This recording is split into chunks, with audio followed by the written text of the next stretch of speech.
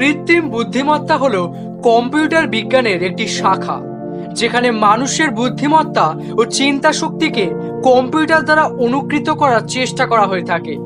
কৃত্রিম বুদ্ধিমত্তা এখন হয়ে উঠেছে একটি একাডেমিক শিক্ষার ক্ষেত্র, যেখানে পড়ানো হয় কিভাবে কম্পিউটার এবং সফটওয়্যার তৈরি করতে হয়, যা বুদ্ধিমত্তা প্রদর্শন করবে।